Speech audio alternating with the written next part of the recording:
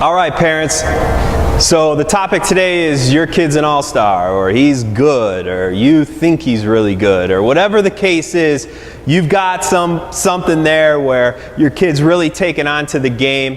He might stand out amongst his peers, his age level, and he's heading in the right direction.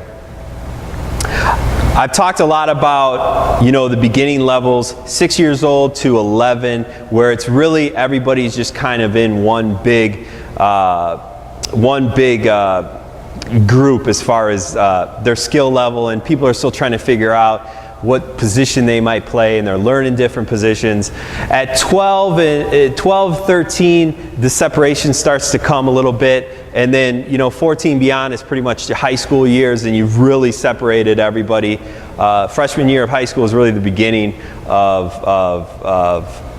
a lot of things, the seriousness of one's baseball career. So I've said it before, where in my experience, if you think your kid is bad, he's really not that bad. If you think he's great, he's probably not that great.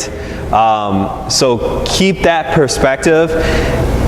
Every year or so, get an honest evaluation from somebody.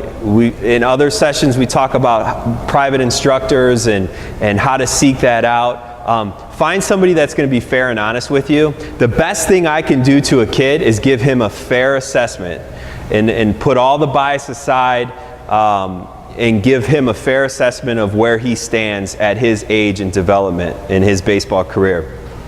So seek that out. If you think you've got your kid's doing really good, don't be satisfied by that. If he's the best 12-year-old baseball player out on the field, in the big picture, that doesn't mean much when he's 15, 16, 17 years old, or even when he's out there trying to make a freshman baseball or JV baseball team.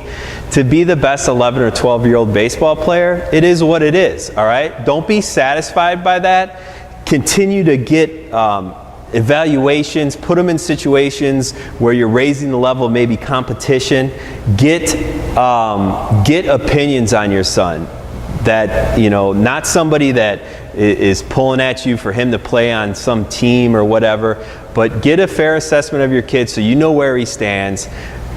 A lot of times as parents, we can kind of go through and just live in a bubble when it comes to your son's baseball career, and all you think about, you get consumed about how good he is. No one ever tells you the things he needs to work on, or the things he might stumble upon when he gets to the higher levels of baseball.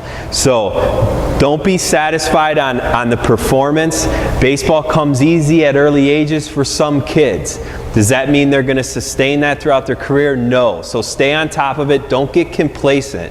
It's great that you got a kid that excels in a sport. You've got to feed it, fuel the fire. All right? So congratulations on having a kid that's taken to the game and doing well at this age. But it doesn't get any easier, and the older you get, the harder it is to compete at the highest level.